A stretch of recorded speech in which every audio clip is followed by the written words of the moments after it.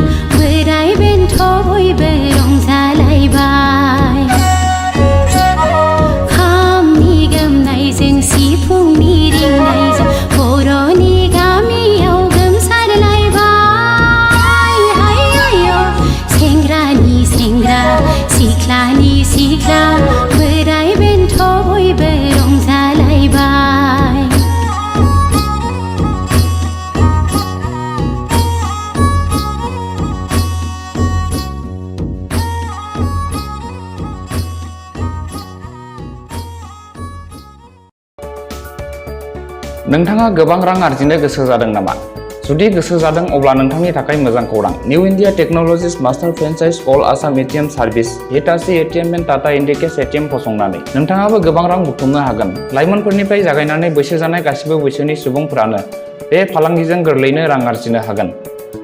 नोंथांनि गामियावबो बे एटिएम मेसिनखौ फसंनानै नोंथाङाबो मुलाम्फा मोननो हागोन।